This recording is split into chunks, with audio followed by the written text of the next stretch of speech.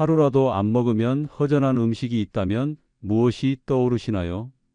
누군가는 밥일 수 있고 또 어떤 분은 커피를 떠올릴 수 있겠죠.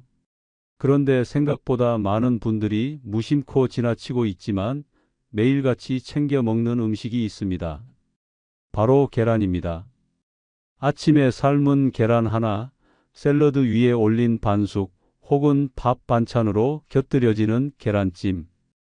계란은 생각보다 우리 식탁에서 자주 그리고 쉽게 마주하게 되는 식재료입니다. 그런데 말입니다. 그렇게 익숙하고 평범해 보이는 계란이 우리 몸속에서 아주 놀라운 변화를 일으키고 있다는 사실 알고 계셨나요? 오늘은 매일 계란을 먹었을 때 우리 몸에 나타나는 변화 3가지와 계란을 더 건강하게 먹는 방법, 그리고 주의해야 할 점까지 꼼꼼하게 살펴보겠습니다. 혹시 여러분은 계란을 하루에 몇 개나 드시나요? 댓글로 여러분의 계란 먹는 방법을 공유해 주세요. 또 영상 끝까지 보시고 가장 놀라웠던 변화가 무엇이었는지도 댓글에 남겨주시면 좋겠습니다. 자, 그럼 지금부터 여러분의 건강 상식을 뒤흔들 계란 이야기 시작해 보겠습니다.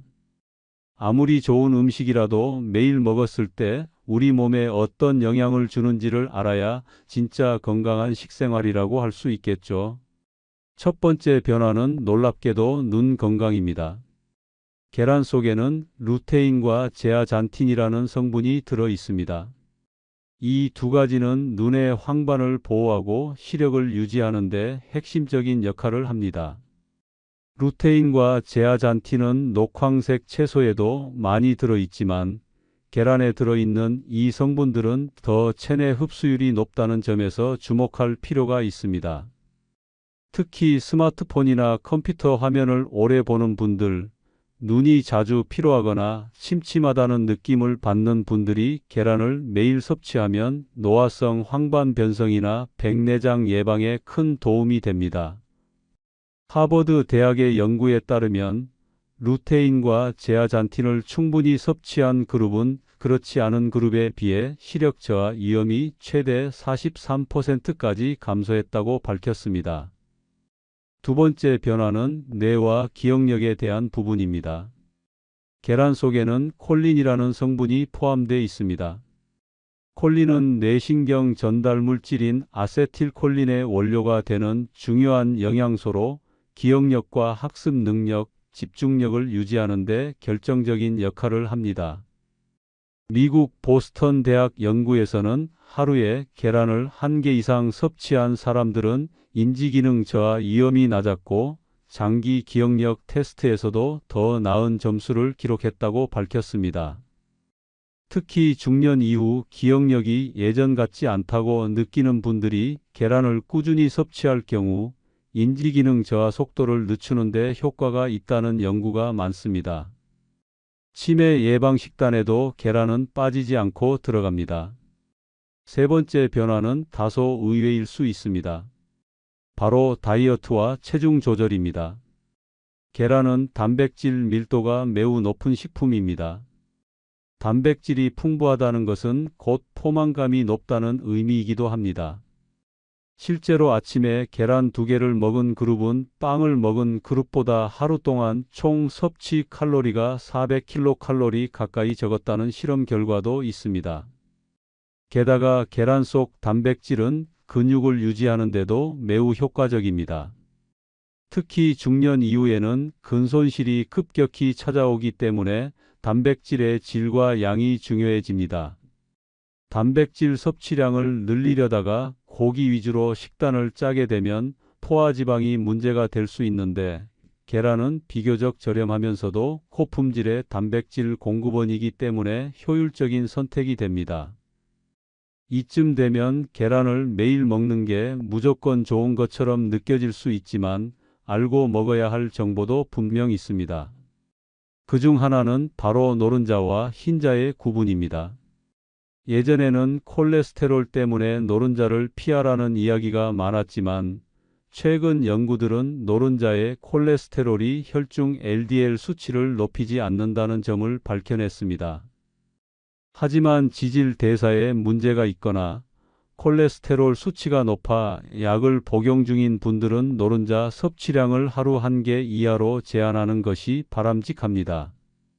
또 한 가지는 계란을 섭취하는 시간대입니다.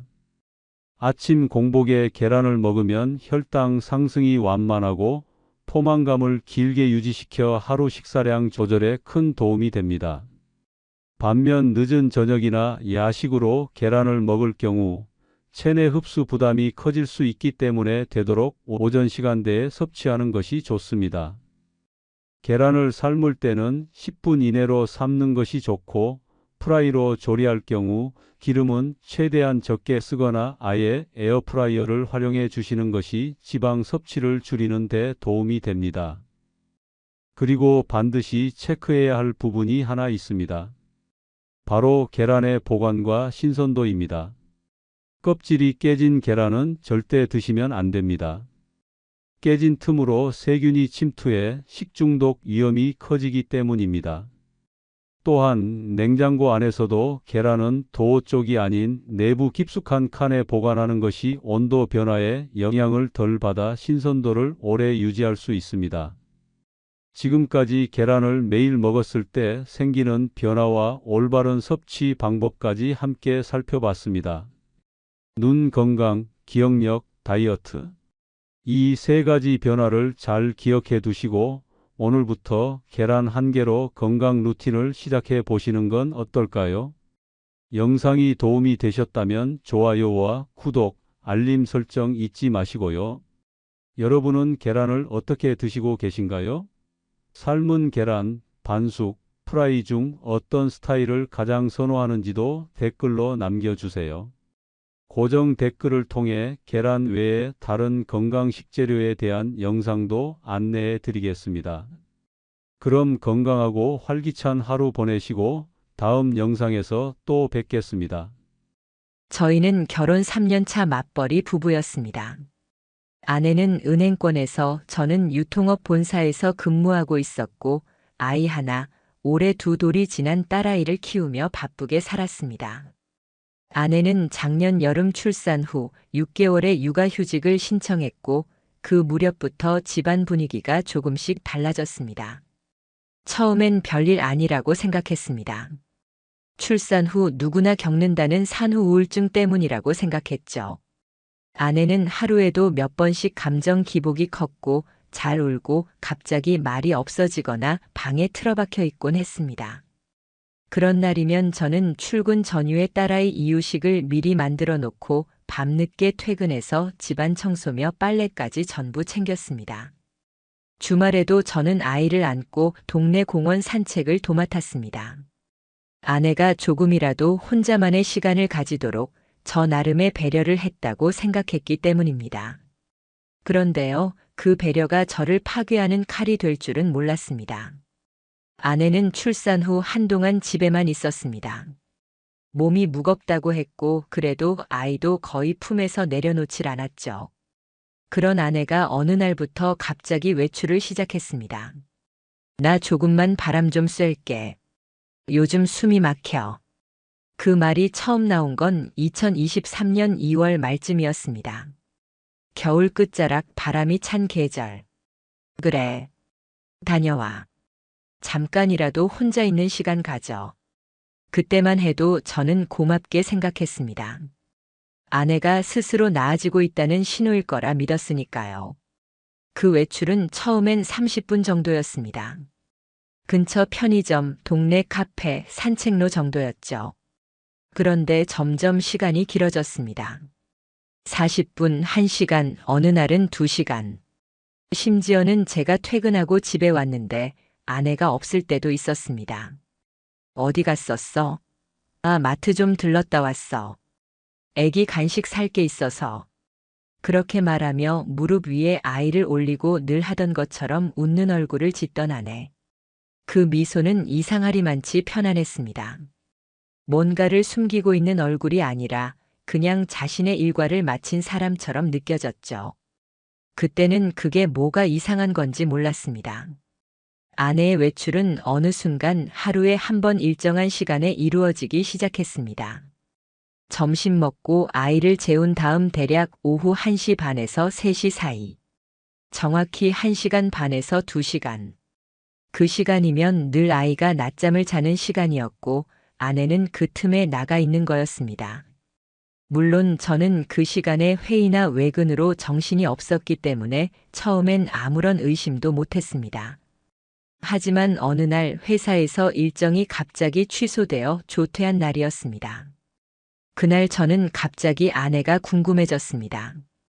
아무런 이유 없이 그냥 이상한 느낌이 들었습니다. 집 근처 카페에 도착한 건 오후 2시 10분쯤.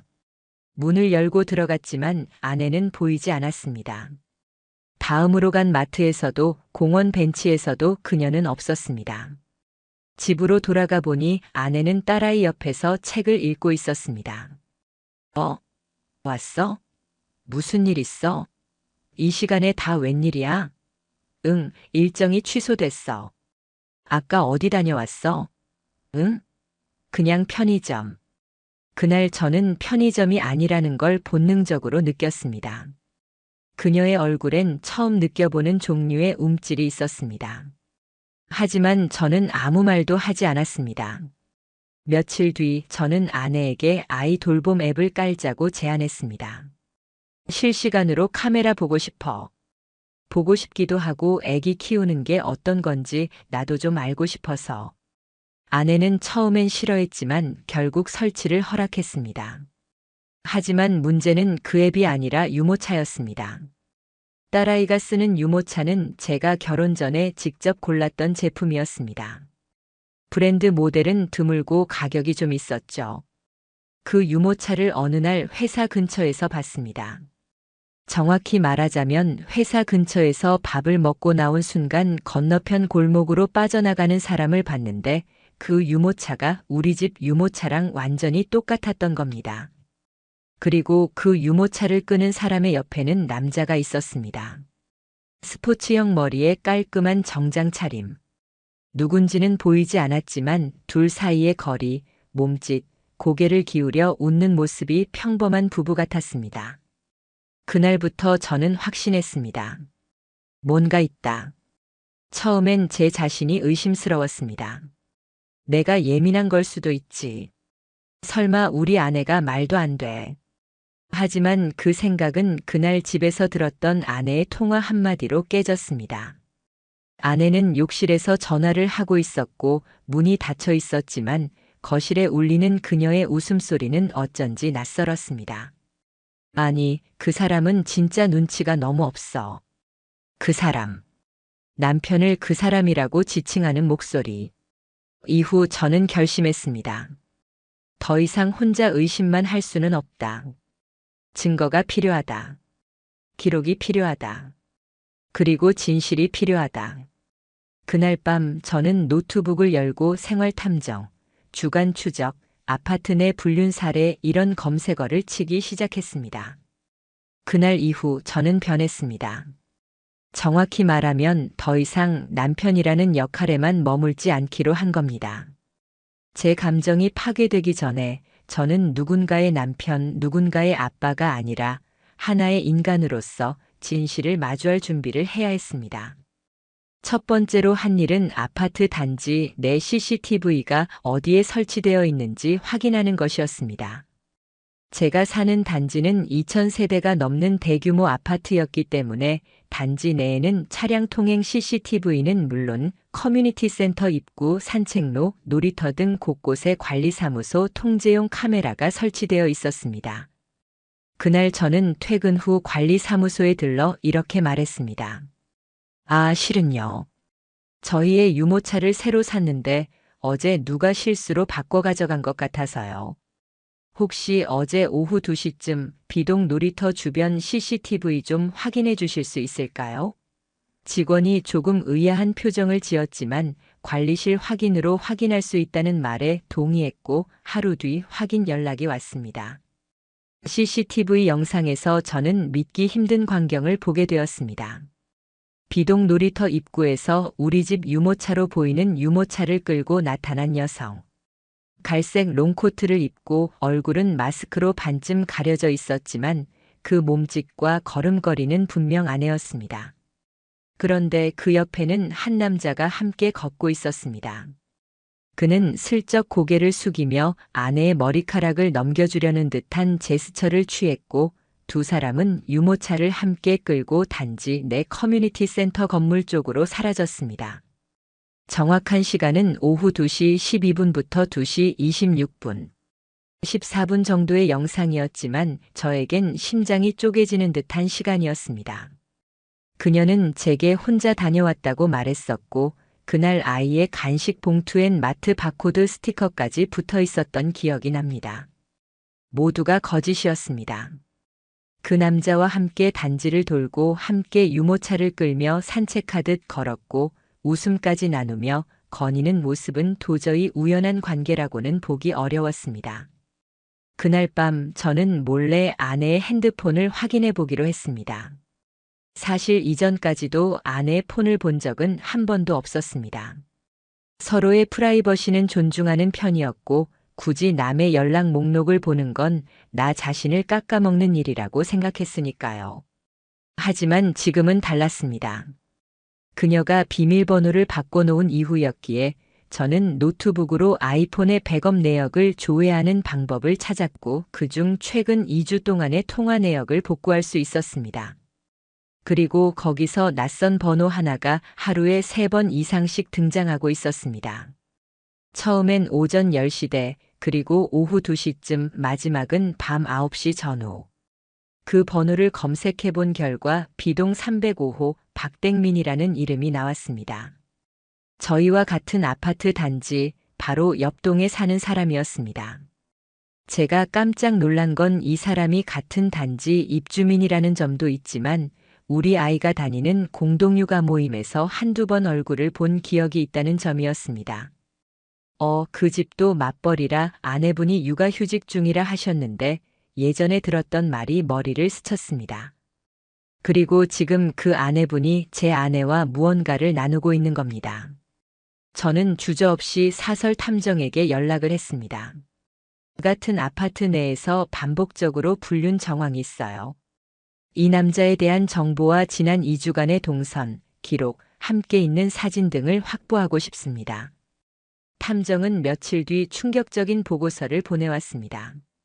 그 안에는 특정 시간대 반복된 아내와 박땡민의 동반 외출, 단지 내 커뮤니티 카페, 게시글 카페, 남편이랑 육아라는 제목의 두 사람 공동 댓글 교환 내역, 단지 외부에서 만난 횟수, 차량 블랙박스를 통한 함께 이동한 영상 일부, 모든 게 담겨 있었습니다. 가장 충격적이었던 건 단지 인근 커뮤니티 센터에서 촬영된 영상이었습니다. 두 사람이 유모차를 두고 센터 내 작은 스터디룸 같은 공간으로 함께 들어갔고 한참 뒤에 문이 열렸을 땐 둘 다 웃는 얼굴로 머리를 손질하며 나오는 모습이 담겨 있었습니다. 그 공간은 센터 측에선 부모 대기실로 분류되어 있었지만 사실상 CCTV 사각지대였습니다. 저는 확신했습니다. 그들이 거기서 나눈 건 대화가 아니었습니다. 그날 밤 저는 처음으로 술을 마시지 않고 잠에 들지 못했습니다. 보통은 속이 뒤집히는 날엔 맥주 한 캔이라도 마시고 억지로 잠을 청했는데 그날은 아무리 마셔도 취하지도 잠들지도 않았습니다. 딸아이는 제가 들어가자 아빠하고 웃으며 안겼습니다. 저는 아이를 품에 안고 그 작고 따뜻한 심장 소리를 들으며 다짐했습니다. 이 아이에겐 내가 필요하다. 그리고 이 두 사람에겐 반드시 대가를 치르게 할 것이다. 다음 날 아침 저는 회사에 연차를 냈습니다. 그리고 법률사무소를 찾아갔습니다. 불륜 소송 진행하고 싶습니다. 아이 양육권은 무조건 가져올 겁니다. 그리고 증거는 충분합니다. 아내와 단둘이 마주 앉은 건 오랜만이었습니다.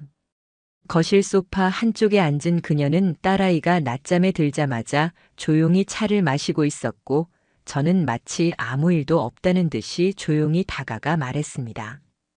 우리 얘기 좀 하자. 그녀는 처음엔 약간 의아하다는 표정으로 고개를 들더니 이내 입술을 다물었습니다. 뭔가 눈치를 챈 거겠죠. 지난 한 달 동안 너 매일 오후 어디 다녀왔어? 산책이나 카페 외. 그럼 이건 뭐야? 저는 노트북을 열었습니다. 거기엔 단지 CCTV 캡처 화면이 띄워져 있었고 유모차를 끌고 있는 아내와 그 옆에 서 있는 한 남자의 모습이 선명하게 보였습니다. 아내는 순간 정지한 듯 숨을 들이쉬지도 않았습니다. 설명해줘. 여보, 오해야. 그냥 아는 사람이야. 아는 사람? 이 사람 이름은 박댕민. 같은 아파트 B동 305호. 너랑 같은 시간에 매일 통화했고 단지 내 커뮤니티 카페에서 계속 댓글 주고받았고 CCTV에서 같이 커뮤니티 센터까지 들어갔어. 너한테 말도 안 하고. 그녀는 말을 잇지 못했습니다. 사람이 거짓말을 하려면 적어도 눈빛이 흔들리지 않아야 합니다. 하지만 그녀는 입을 다문 채 고개를 떨구었고 그 순간 저는 확신했습니다. 그녀는 지금 진심으로 자신이 잡힌 줄 몰랐던 겁니다. 언제부터였어? 아니야. 진짜 그런 관계 아니야. 그럼 CCTV에 찍힌 이 모습은 뭐고 센터 직원이 그 시간대 너희 둘만 들어갔다고 기록한 건 뭐야? 너한테 육아하라고 내가 얼마나 신경 썼는지 알아? 퇴근하고 살림 다 하고 애 울면 내가 일어나고 밤새 한숨도 못 자고 출근하고 제 말이 점점 목구멍을 타고 올라갔습니다. 넌 그 시간에 남자 만나고 있었던 거야? 그녀는 그제야 작게, 정말 작게 고개를 끄덕였습니다. 미안해. 나 그때 너무 외로웠어. 집에만 있으니까 미칠 것 같아서 그 변명을 듣는 순간 저는 울고 싶어졌습니다. 그래서? 외로우면 남자를 만나도 돼? 아이가 자고 있을 땐 뭐 시간 나니까 딴 사람 손 잡아도 된다고 생각했어? 여보, 진짜 난. 이건 그냥 외도가 아니야. 넌 가족을 버린 거야. 그날 이후 집안 공기는 완전히 달라졌습니다. 아내는 딸아이를 보살피긴 했지만 예전처럼 눈을 마주치지도 않았고 밥을 먹으면서도 한마디 말이 없었습니다. 저는 아내의 동의 없이 이혼 소송과 상간남에 대한 민사소송 접수 절차에 들어갔습니다. 그리고 동시에 박댕민에게 내용 증명을 보냈습니다. 며칠 뒤 그 남자에게서 연락이 왔습니다. 저 죄송합니다. 이런 일까지 갈 줄은 몰랐습니다. 한 번만 만나주시면 안 될까요? 장소는 근처 커피숍. 저는 일부러 주말 오전 사람 많은 시간대를 택했습니다. 그는 평범한 정장 차림이었고 눈가에 깊은 피로가 내려앉아 있었습니다. 무슨 얘기하고 싶으세요? 저는 수연 씨랑 그런 관계 정말 진지하게 생각한 적은 없습니다. 그냥 애를 키우면서 서로 힘들다 보니까 그렇게. 아이 있는 아빠가 남의 집 가정 파괴하고도 그렇게 가볍게 말할 수 있어요? 죄송합니다. 정말 죄송합니다. 가볍게 넘어갈 생각하지 마세요. 이미 내용 증명 보냈고 위자료 청구 들어갑니다. 그건 좀 우리 집에도 애가 있고. 그 말에 저는 테이블을 쿵 하고 쳤습니다. 그 애한테 부끄럽지도 않아요? 그는 말이 없었습니다. 고개를 숙인 채로 커피잔만 만지작거렸습니다. 이후 법적 대응을 위한 자료 정리가 시작됐습니다. 아내의 휴대폰 통화 내역, 단지 내 CCTV, 커뮤니티 게시물 백업, 커뮤니티 센터 출입 기록, 통신사 통화 기록, 사설 탐정 촬영 보고서 증거는 넘치도록 확보되어 있었습니다. 아내는 변호사를 선임했고 결국 정식 이혼 조정 절차에 응하게 되었습니다. 그리고 그 과정에서 아이 양육권을 요구했습니다. 내가 잘못한 건 인정하지만 나는 엄마야. 아이는 나랑 있어야 해. 그 말에 저는 감정이 끓어오르려는 걸 꾹 눌렀습니다. 아이를 둔 채 다른 남자와 시간을 보낸 사람이 이제 와서 엄마 타이틀을 내세우면 아이에게 부끄럽지 않을까요? 조정위원도 말했습니다. 피고 측의 정서적 안정성과 신뢰 회복이 현저히 결여되어 있습니다. 양육권은 원고 측 주장에 무게가 실립니다. 결국 조정은 결렬됐고 정식 이혼 소송 및 상간자 손해배상 청구로 넘어갔습니다. 아이에 대한 친권 및 양육권은 제가 전적으로 요구했고 그만큼 모든 기록과 자료로 입증에 들어갔습니다. 아내는 그제서야 내가 진짜 모든 걸 잃게 생겼다는 걸 깨달은 듯 했습니다. 하지만 이미 돌이킬 수 없는 선을 넘은 후였습니다. 이혼 소송과 상간자 위자료 청구 소송이 동시에 시작되었습니다. 제 변호사는 소장 접수 직후부터 이렇게 말했습니다. 이 사건은 증거가 너무 명확합니다. 오히려 감정적 대응보다는 사실 중심의 전개가 더 유리합니다. 증거 위주로 단단히 쌓아가시죠. 실제로 저희가 확보한 자료는 남들보다 탄탄했습니다. 아파트 단지 내 CCTV 캡처, 커뮤니티 센터 출입 기록, 휴대전화 통화 내역, 커뮤니티 앱 내 대화 캡처, 사설 조사팀의 보고서, 유모차 동선 확인 및 위치 기록. 그 어떤 판사라도 이걸 우연이라 말할 수는 없었습니다. 첫 재판날 저는 떨지 않았습니다. 정확히는 더는 떨 이유가 없었습니다. 그동안의 고통, 가족이라는 이름 아래 가려져 있던 배신, 그리고 그 배신을 마주하기까지의 시간들이 모두 내면을 단단하게 만들어 놓은 거였습니다. 아내와 그 남자 박땡민은 나란히 피고석에 앉아 있었습니다. 둘 사이엔 말 한마디 없었습니다.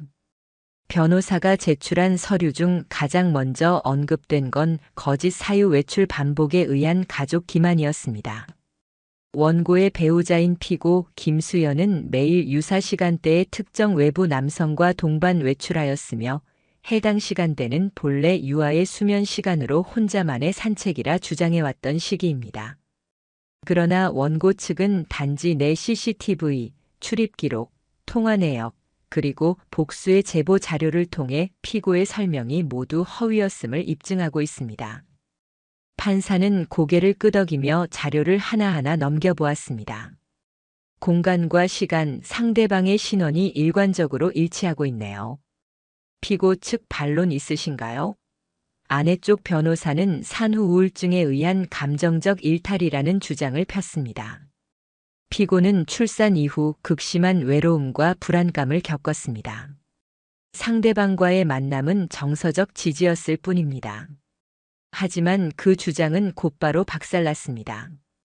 왜냐하면 제 변호사가 추가 증거로 제출한 영상이 있었기 때문입니다. 사설 조사팀이 확보한 단지 외곽 카페의 블랙박스 영상. 거기엔 박땡민이 수연의 어깨를 감싸며 조용히 허리를 감싸 앉는 모습이 담겨 있었고 그 장면은 두 사람이 함께 차량에 타는 장면으로 이어졌습니다. 차량에 타기 직전 둘은 웃으며 얼굴을 맞대고 있었고 명백히 정서적 위로의 선을 넘는 장면이었습니다. 법정 안은 침묵으로 가득 찼습니다. 재판부는 결국 이렇게 판단했습니다. 피고 김수연의 행위는 단순한 산책이나 우울감 해소를 넘어 가족 단위의 신뢰를 기반으로 운영되는 혼인 제도를 명백히 위반한 것으로 판단됩니다. 피고 박땡민 또한 해당 여성의 유부녀 신분을 인지하고 있었으며 지속적으로 접촉한 정황이 명확하므로 공동 책임이 인정됩니다. 아내는 그제서야 고개를 숙였습니다. 그동안 우린 그런 사이 아니에요. 그냥 친한 이웃이었어요. 이런 말을 반복해오던 그녀는 더 이상 말을 잇지 못했습니다. 박땡민 또한 이후 회사로부터 비윤리적 사생활 사유에 따른 계약 해지 통보를 받았고 그가 속한 육아 커뮤니티와 지역 맘카페에서도 불매와 비난의 중심이 되었다는 글이 올라왔습니다. 이혼 판결은 제가 원하는 방향으로 진행되었습니다. 양육권은 저에게, 아내는 주 1회 제한 면접 교섭만 허용되는 조건이었고 위자료는 각각에게 3천만 원씩 공동 배상으로 명시됐습니다. 판결 직후 박땡민의 아내로 보이는 여성이 법정 뒤편에서 눈물을 흘리며 일어났고 그와는 눈도 마주치지 않은 채 자리에서 사라졌습니다. 아내는 조용히 법정을 나섰고 저는 뒤따르지 않았습니다. 그녀는 혼자였습니다. 결정도 거짓말도 외면도 모두 혼자 해왔던 일이니까요. 그리고 앞으로도 혼자 책임져야겠지요. 판결문을 받은 날 저는 딸아이를 데리고 처음으로 놀이동산에 다녀왔습니다. 그동안 너무 무거운 이야기만 하던 삶 속에서 단 하루 아이만 바라보며 웃고 싶었습니다. 아이의 작은 손이 제 손을 꽉 잡으며 말하더군요. 아빠, 이제 우리 맨날 같이 놀러 가요. 그 말에 눈물이 핑 돌았습니다. 이 아이를 위해서라도 나는 절대로 무너지지 않을 겁니다. 판결이 난 뒤에도 아무것도 끝난 것 같지 않았습니다. 이혼이 확정되었다는 종이 한 장으로 제게 남겨진 감정의 파편들이 사라질 리 없었으니까요. 하지만 저는 그 종이 한 장을 마침표가 아닌 시작점이라 생각하기로 했습니다. 그날부터 저는 제 삶의 리듬을 되찾기 위해 움직이기 시작했습니다. 아침 7시 딸아이를 깨우고 간단한 식사를 챙기며 하루를 시작했습니다. 유치원 등원길엔 늘 손을 꼭 잡고 걷고 제가 출근한 후엔 어머님이 아이를 봐주셨습니다. 퇴근 후엔 늘 같은 시간에 집에 도착해서 아이 목욕시키고 책 읽어주고 함께 자는 생활. 가끔 아이는 물어보기도 했습니다. 엄마는 왜 안 와? 그럴 땐 저는 잠시 멈췄다가 조용히 대답했습니다. 엄마는 지금 혼자 생각할 시간이 필요한가 봐. 하지만 아빠는 늘 여기 있어. 그 말에 아이는 꼭 제 목을 안고 잠들곤 했습니다. 한 달쯤 지나고 아내가 면접 교섭을 요청해 왔습니다. 법원은 매주 토요일 2시간 공공장소에서 보호자 입회하에 만나는 조건으로 면접권을 허가했습니다. 그날 아내는 한없이 수척한 얼굴로 나타났습니다. 화장기 없는 얼굴, 한때 유행을 따라가던 옷 대신 크게 맞지 않는 점퍼를 입고 있었습니다. 아이를 보자 눈물을 쏟더군요. 하지만 저는 더 이상 그 눈물에 마음이 흔들리지 않았습니다. 아이에게만 집중했습니다. 그리고 시간을 정확히 재고 2시간이 지나자 아이를 안고 자리를 떠났습니다. 그 무렵부터 소문이 돌기 시작했습니다. 박댕민은 직장에서 해고된 이후 몇 차례 재취업을 시도했지만 업계 평판 문제로 모두 좌절되었고 결국 프리랜서 택배업을 시작했다는 이야기가 들려왔습니다. 그의 부인은 그가 제출한 자필 반성문을 법원에 증거로 제출한 후 별도로 이혼 소송을 제기했고 자녀 양육권도 그녀에게 넘어간 것으로 알고 있습니다. 즉, 그는 직업도 가족도 사회적 신뢰도 한꺼번에 무너진 셈이었습니다. 아내는 그 후 친정 근처 작은 원룸에서 지낸다는 이야기를 들었습니다. 같이 지내던 친구에게 몇 번 연락이 왔다고 하더군요. 수연이 진짜 많이 망가졌어. 사람이 이렇게까지 무너질 수 있나 싶을 정도야. 하지만 저는 대꾸하지 않았습니다. 그건 그녀가 만든 길이었고 제가 개입할 이유도 가엾다고 느낄 이유도 없었습니다. 당시 위자료 판결에 따라 박댕민과 아내는 각자 3천만 원씩 분할해 지급해야 했고 아내는 초반 1천만 원을 현금으로 지급한 후 매달 50만 원씩 40개월간 분납하기로 했습니다. 박댕민은 전액을 일시불로 지급했습니다. 어떻게 구했는지는 모르겠지만 당장 그 얼굴을 다시 보고 싶지 않다는 말과 함께 내용 증명의 답변서를 보내왔습니다. 저는 그 돈을 아이 명의로 적금 계좌에 넣었습니다. 그 돈은 아이가 성인이 되기 전까진 꺼내지 않을 겁니다. 불륜의 대가로 받은 그 금액이 딸에게 배신의 기억이 아닌 안정된 미래의 일부로 쓰이길 바라는 마음에서였습니다. 시간은 흘렀고 이제 이 모든 일은 조금 시간이 지난 과거가 되었습니다. 저는 조금 더 단단해졌고 조금 더 무표정해졌지만 아이 앞에선 항상 웃는 얼굴을 유지하려고 노력합니다. 한 번은요. 아파트 엘리베이터에서 익숙한 그림자를 마주쳤습니다. 수척한 얼굴에 이전보다 훨씬 마른 몸을 하고 고개를 푹 숙인 채 엘리베이터에 올라탄 사람이 있었습니다. 바로 아내였습니다. 저를 보자 눈이 커졌지만 그녀는 아무 말도 하지 않았습니다. 그리고 저는 고개를 살짝 숙이며 인사만 하고 한마디도 건네지 않았습니다. 엘리베이터 문이 닫히는 순간 그녀의 눈가에 맺힌 말하지 못한 모든 후회가 그대로 보였습니다. 그날 이후 그녀는 단지 내에서 보이지 않았습니다. 아마 아직 이곳에서 살고 있을지도 모르고 아니면 떠났을지도 모르겠지만 저는 그게 더는 중요하지 않았습니다. 복수라는 건 크게 외치고 던지는 것이 아니라 조용히 무너질 때까지 기다리는 것이라고 저는 이제 믿습니다. 제가 지켜야 할 단 하나는 이제 더 이상 저 자신이 아니라 저를 전부 믿고 있는 작은 아이니까요.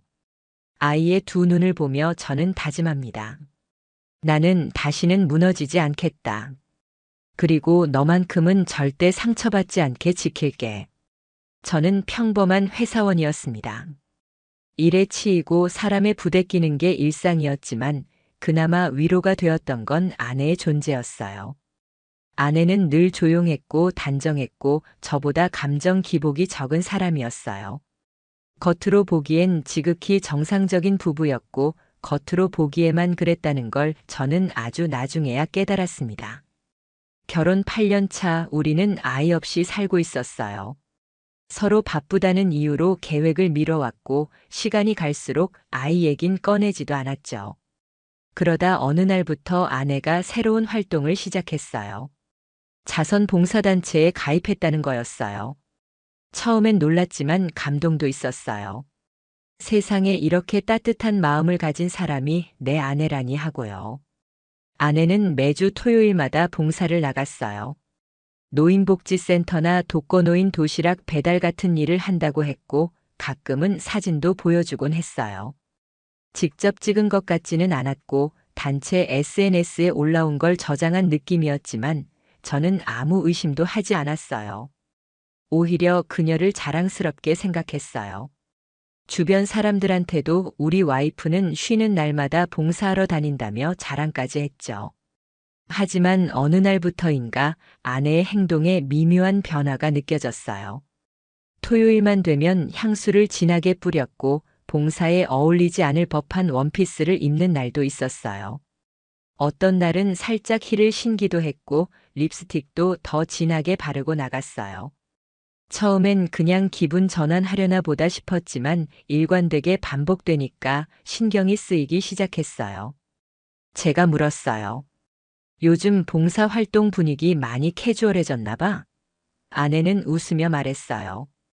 응, 요즘 젊은 친구들도 많이 와서 좀 더 자유로운 분위기야. 아무래도 사진도 찍고 하니까. 저는 그 말을 곧이곧대로 믿었어요. 아니, 믿고 싶었던 거겠죠. 그러던 어느 날 회사에서 갑자기 토요일 일정이 취소되면서 하루가 통째로 비었어요. 아내는 아침 일찍 봉사활동 나간다고 했고 저는 그걸 알면서도 괜히 마음이 복잡해지더라고요. 갑자기 무슨 바람이 불었는지 저는 아내가 말한 봉사단체를 인터넷에 검색해 봤어요. 서울희망나눔회. 이름부터가 너무 착해 보였어요. 홈페이지도 깔끔했고 활동 내역도 정리돼 있었어요. 그런데 대표자 이름을 보는 순간 제 뇌가 정지하는 것 같았어요. 대표자 장민호. 이 이름 익숙함을 넘어서 충격이었어요. 장민호 제 고등학교 동창이자 저의 고등학생 시절을 통째로 망가뜨렸던 인간이었어요. 그 인간은 학교에서 잘생기고 잘 나가는 걸 무기 삼아 저 같은 조용한 학생을 괴롭히곤 했어요. 이유는 없었어요. 그냥 조용해서 만만했으니까. 그 인간은 제 별명을 쉰밥이라고 불렀고 복도에서 저만 보면 책가방을 들고 툭툭 건드리곤 했어요. 졸업 후에는 연락이 끊겼어요. 아니, 애초에 친구였던 적도 없었죠. 그런데 그런 인간이 지금은 봉사단체 대표라니 세상 진짜 아무나 대표를 하네 싶었어요. 저는 당황했어요.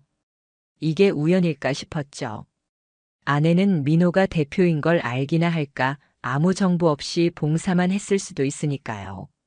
그런데 그날 저녁 아내의 핸드백에서 떨어진 작은 명함 하나를 주워봤어요. 장민호 대표 직통 번호라고 적혀 있었어요. 뒷면에는 연필로 메모가 되어 있었는데요. 이번 주는 양평 캠프장, 시간은 그대로. 제 심장이 쿵 내려앉았어요. 이건 단순한 봉사 일정이 아니었어요. 도시락 배달하는 사람이 양평까지 캠프를 간다고요? 그 순간 확신이 들었어요. 제 아내는 지금 저를 속이고 있고 그 인간과 뭔가 얽혀 있다는 걸요. 너무 놀라 손이 떨릴 지경이었어요.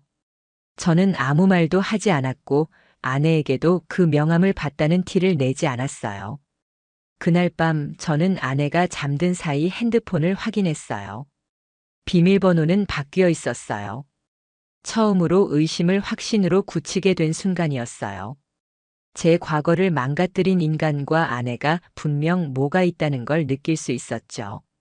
그건 단순한 분노가 아니었어요. 제 인생 전체를 조롱당한 기분이었어요. 저는 장민호에 대해 더 조사하기 시작했어요. 봉사단체의 실체는 어땠는지, 그 남자의 배경과 주변 사람들, 그리고 제 아내와 어떤 경로로 가까워졌는지. SNS를 뒤졌고 홈페이지에 등록된 행사 사진 속에서 제 아내의 모습을 찾아냈어요. 사진 속 아내는 환하게 웃고 있었어요. 그동안 저한테 보여준 표정과는 완전히 달랐어요. 그런 웃음 저는 결혼하고 나서 본 적이 몇 번 없었거든요. 그걸 보면서 저는 울지도 못했어요. 이미 감정이란 게 고갈되어 있었어요. 그날 밤 저는 다짐했어요. 이대로 끝내지 않겠다고. 과거의 장민호도 현재의 아내도 절대 나를 조롱한 채로 살게 두지 않겠다고. 그 다음 주 토요일 저는 양평 캠프장이 진짜 존재하는지 확인해 보기로 했어요. 아내는 여느 때처럼 밝은 얼굴로 옷을 챙기고 향수를 뿌리더군요. 여전히 아무런 의심도 받지 않았다고 생각하고 있었겠죠. 저는 침착하게 일상처럼 인사하고 그녀를 배웅했어요. 차에 타고 떠나는 모습을 창문 너머로 보며 저는 바로 나설 준비를 했습니다. 차를 타고 뒤를 밟는 건 리스크가 크다고 판단했어요. 대신 택시를 불러 아내가 탔던 방향을 따라가게 했어요. 중간에 GPS 추적 장치를 휴대폰에 심어둘까 고민도 했지만 괜한 짓이었다 싶었어요. 그래서 저는 다른 방법을 썼어요. 전에 명함에서 본 주소 근처의 캠핑장을 미리 조사해놨고 그중 서안일 캠핑 빌리지라는 곳이 가장 유력했어요. 서울 근교 캠프장 중 제일 외딴 곳이었고 사진으로 본 배경과도 유사했거든요. 택시 기사님께는 서프라이즈 준비 중이라 아내에게 들키면 안 된다고 부탁했어요. 운이 좋았는지 기사님은 말을 아끼며 조용히 이동해 주셨고 저는 2시간 뒤 캠핑장 근처 언덕에 차를 멈췄습니다. 캠핑장은 반쯤 숲속에 묻혀 있었고 멀리서 봐도 한 팀당 프라이빗한 공간을 쓰게 설계돼 있더군요. 누가 봐도 은밀한 분위기였습니다. 쌍안경을 들고 캠핑장 주변을 살폈어요. 그때였습니다. 하얀 반소매 원피스를 입은 아내가 누군가와 나란히 앉아 웃고 있었어요. 바로 그 옆에 앉은 사람은 다름 아닌 장민호였습니다. 두 사람은 둘만의 공간에 있는 듯한 표정으로 대화를 나누고 있었고 아내는 머리를 넘기며 웃고 있었어요.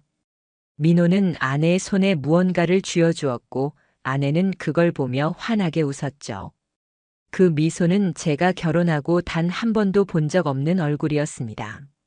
제가 숨을 죽이고 있는 그 순간에도 그들은 아무 죄의식 없이 서로에게 기댄 채 바베큐를 준비하고 있었습니다. 나무 조각을 쌓고 함께 손에 불을 붙이는 그 일상적인 장면들이 저에겐 잔인한 형벌처럼 다가왔어요.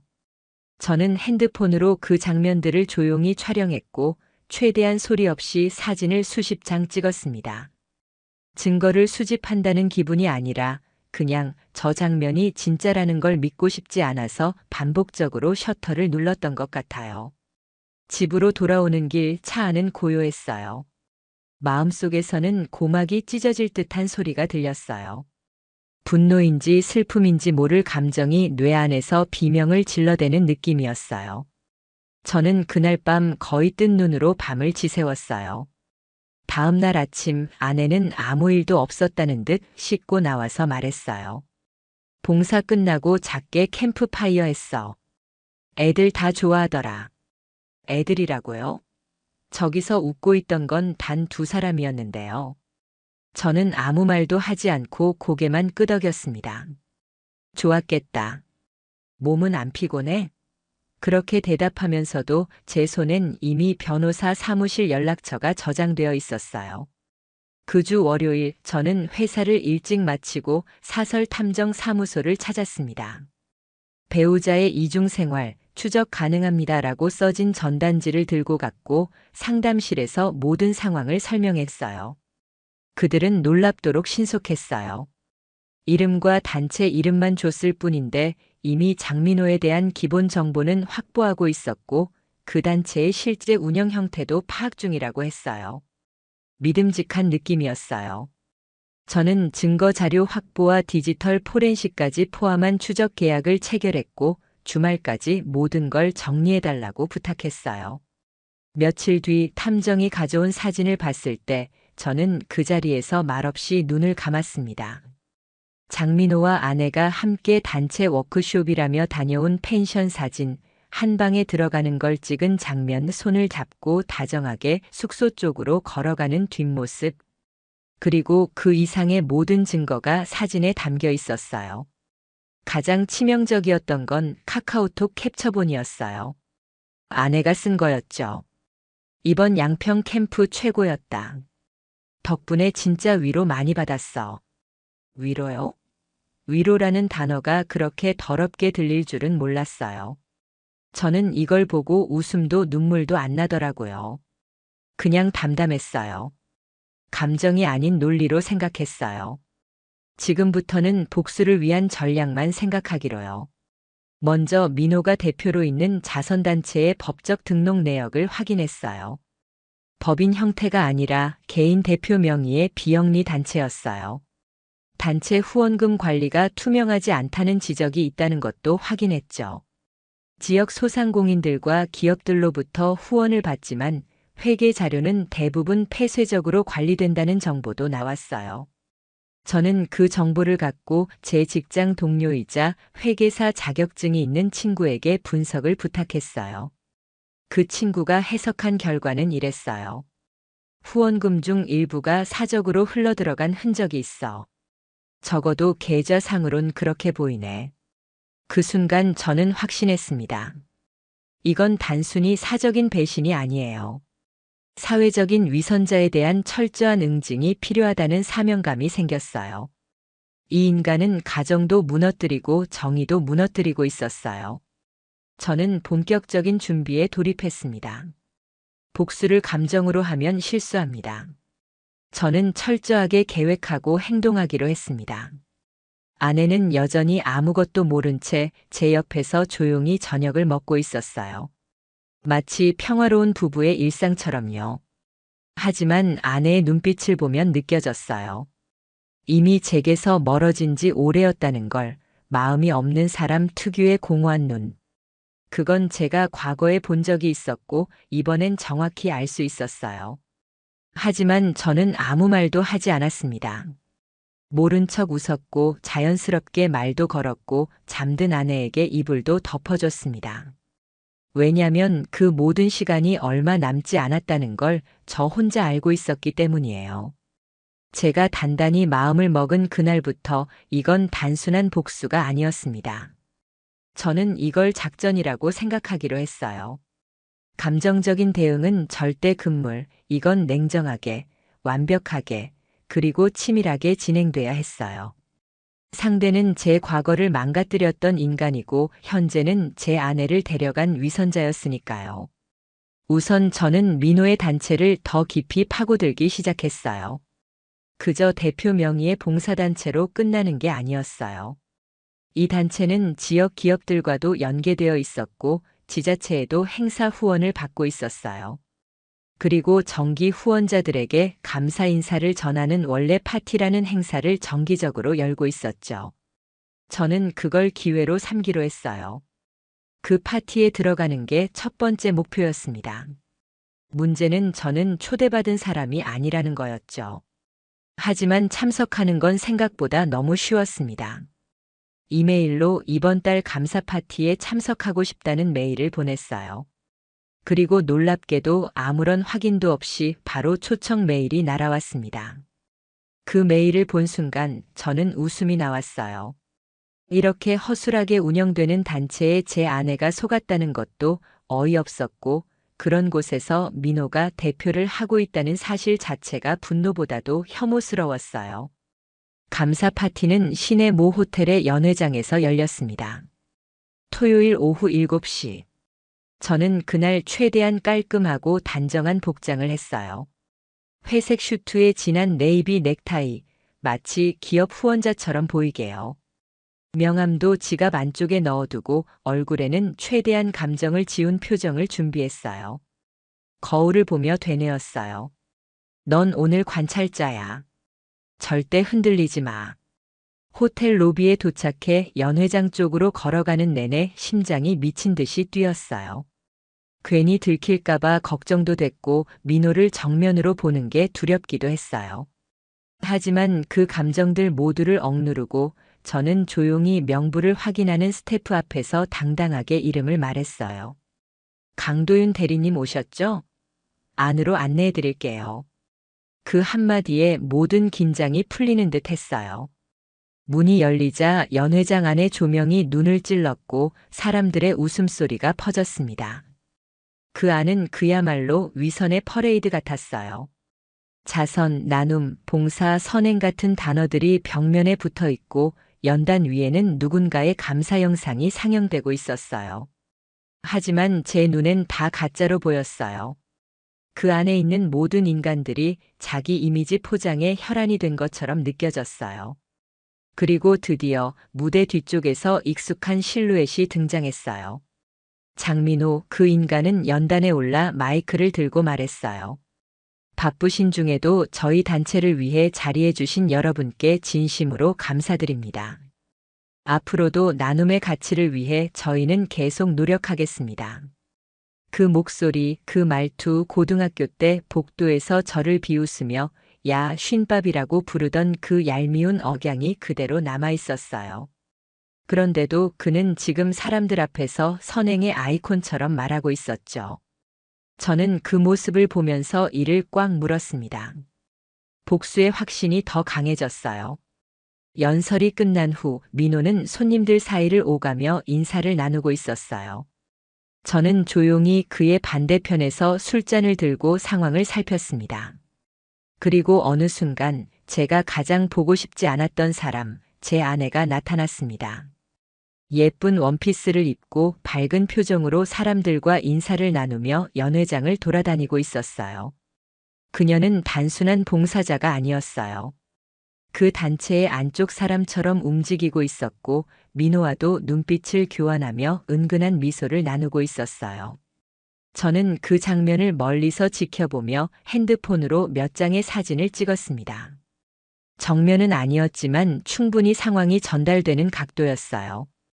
그리고 뒤따라다니는 아내의 행동을 눈으로 계속 추적했습니다. 그녀는 민호와 단둘이 한쪽 구석의 테이블에 앉았고 민호는 그녀에게 와인잔을 건넸습니다. 두 사람은 대화 중 몇 번 손을 맞닿았고 아내는 웃으며 고개를 끄덕였어요. 그리고 제가 선물한 반지를 끼고 있는 모습이 보였어요. 그건 제가 5주년 기념일에 특별 제작한 반지였어요. 아내는 너무 소중한 선물이라며 특별한 날에만 껴야 한다고 했어요. 그런데 그 반지가 지금 저 인간 앞에 놓여 있다는 게 무슨 의미인지 더 이상 설명은 필요 없었어요. 행사가 거의 끝나갈 무렵 저는 자리를 빠져나와 조용히 호텔의 다른 층에 예약해둔 방으로 향했습니다. 거긴 노트북과 녹음기, 그리고 영상 편집 툴이 설치되어 있는 제 임시 사무실이었어요. 바로 그날 밤 저는 그 연회장에서 확보한 사진과 이전까지 모은 자료를 정리하며 영상 하나를 만들기 시작했습니다. 영상의 시작은 이렇게 했어요. 이 남자는 고등학생 시절 한 학생을 괴롭히던 인물이었습니다. 지금은 봉사단체 대표로 위장해 여러 사람들을 속이고 있죠. 하지만 이 영상에서 보듯 그는 지금도 누군가의 인생을 조용히 파괴하고 있습니다. 사진, 단톡방 대화, 명함, 캠프장, 그리고 연회장에서 포착한 장면들. 모든 것을 하나의 영상에 담기 시작했어요. 저는 변형한 목소리로 감정을 절제한 내레이션도 녹음했고 그 영상은 7분짜리 고발 영상으로 완성됐습니다. 그 영상을 어디에 뿌릴 것인지, 어떻게 타이밍을 맞춰서 모든 사람에게 폭로할 것인지, 그리고 누구에게 가장 먼저 보게 할 것인지. 저는 이미 모든 순서를 머릿속에 정리해 두고 있었어요. 다음 날 아침 저는 잠을 자는 척하는 아내 옆에서 조용히 핸드폰을 켜고 제가 만든 영상을 외장 하드에 옮겼습니다. 그리고 그 파일을 복사해 몇 개의 USB에 나눠 담았어요. 영상 하나만으로는 부족했어요. 저는 자료 전체를 정리한 문서, 단톡방 로그, 회계사 의견서, 현장 사진들까지 함께 넣어 파일을 구성했죠. 그것은 팩트의 칼날이었습니다. 누구든 그걸 보면 고개를 들 수 없을 정도로 치명적이었어요. 그리고 저는 이 모든 걸 정확한 시점에, 정확한 인물에게, 정확한 방식으로 흘려보내기 위한 스케줄을 짰습니다. 첫 번째 대상은 민호였습니다. 그 인간은 절 모르고 있었으니까 저는 철저하게 익명으로 움직였어요. 민호의 봉사단체 사무실로 USB를 담은 작은 검은색 박스를 보냈습니다. 포장 박스에는 이렇게 적혀 있었죠. 당신의 위선은 끝났습니다. 진실을 알고 싶다면 열어보십시오. 두 번째는 지역 신문사 기자였어요. 평소 복지단체 비리 관련 기사를 많이 다루던 기자였는데 그의 이메일과 우편 주소로 같은 자료를 보냈습니다. 제보자 이름은 적지 않았고 단 하나의 문장만 남겼습니다. 장민호 대표가 진짜 봉사를 하고 있는지 직접 확인해 보시죠. 세 번째는 민호의 단체와 협력 중인 지역 청소년문화센터였습니다. 저는 그쪽 담당자의 사무실로 우편을 보냈어요. 내용은 동일했고 영상엔 센터 로고가 함께 나온 장면도 포함되어 있었어요. 책임 회피가 불가능하게 만들려는 의도였어요. 그리고 마지막은 제 아내였습니다. 그녀에게는 USB를 직접 전달하지 않았습니다. 대신 우리 부부가 공동으로 쓰던 태블릿에 그 영상을 몰래 업로드해 두었습니다. 동영상 목록 맨 아래에 파일명을 단순하게 촬영 편집본이라고 써놨어요. 아내가 자주 보는 드라마 폴더에 숨겨두었기 때문에 언젠가 반드시 클릭하게 될 것이었습니다. 그러고도 저는 아무 일 없다는 듯 행동했어요. 월요일 아침 아내가 출근하려는 척 봉사단체로 나가려는 모습을 조용히 지켜봤고 저는 웃으며 커피를 내렸어요. 오늘도 좋은 하루 보내. 아내는 싱긋 웃으며 대답했어요. 당신도. 아마 저 사람은 그 순간까지도 제가 모든 걸 알고 있다는 사실조차 눈치채지 못했을 거예요.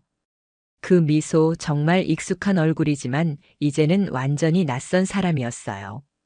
저는 문이 닫히는 소리를 들으며 조용히 탁자에 앉았어요.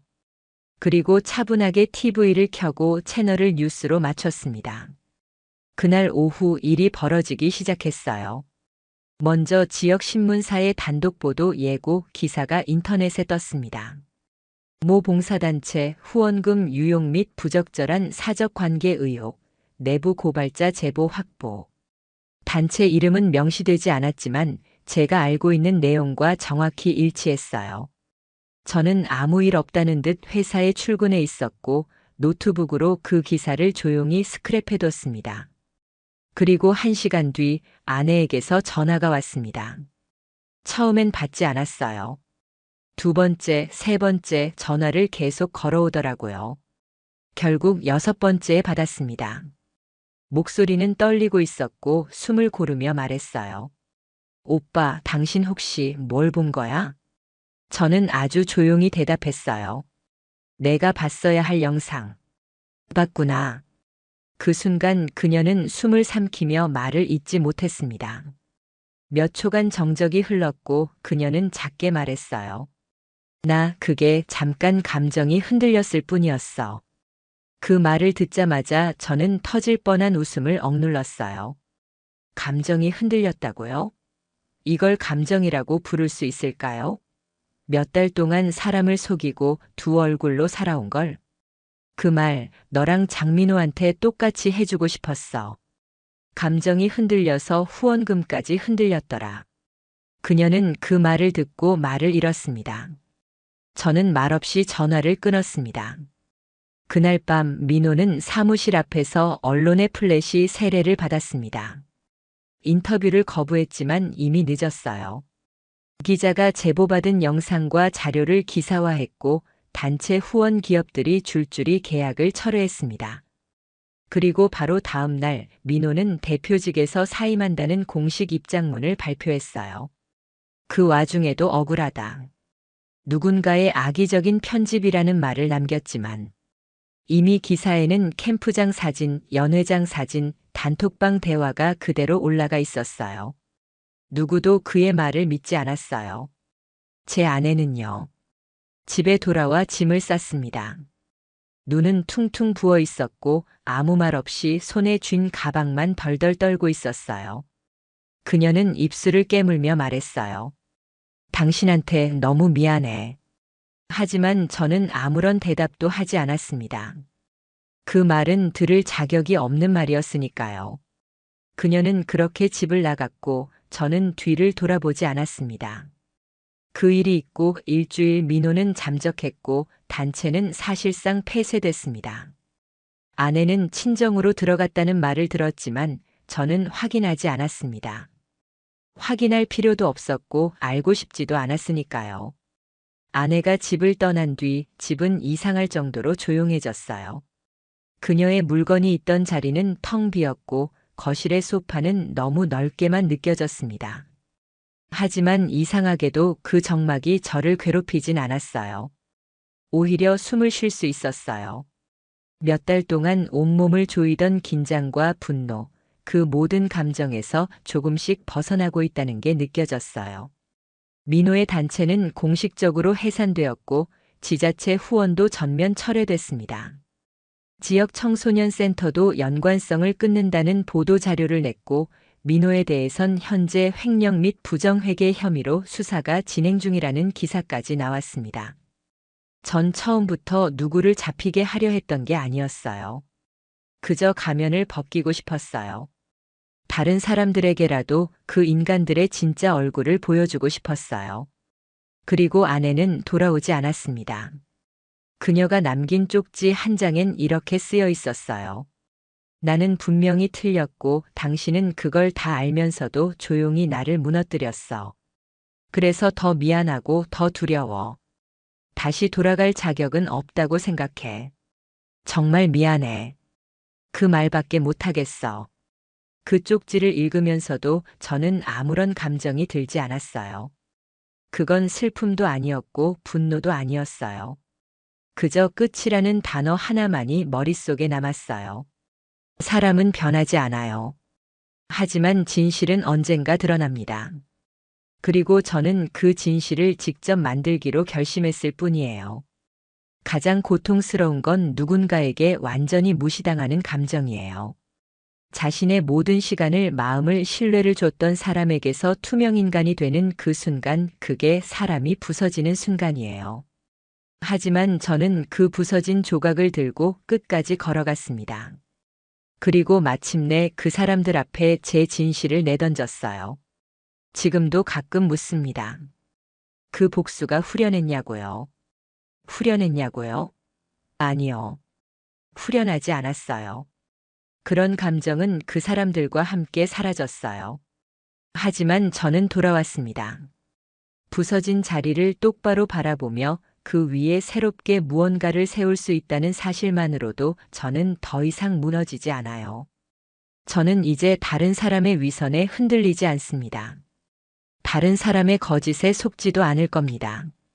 그리고 무엇보다 이제는 제 감정에 솔직할 겁니다. 사랑했지만 더는 사랑하지 않아도 괜찮다. 믿었지만 배신당했어도 내가 잘못한 건 아니다. 그걸 받아들이는데 시간이 필요했지만 이제는 확실하게 말할 수 있어요. 누군가의 잘못은 내 인생을 부숴야 할 이유가 될 수 없습니다. 그렇게 저는 그 모든 걸 지나왔습니다. 이건 한 인간이 무너지고 다시 서는 이야기입니다. 그리고 저는 그 끝에서 비로소 제 이름을 되찾았습니다.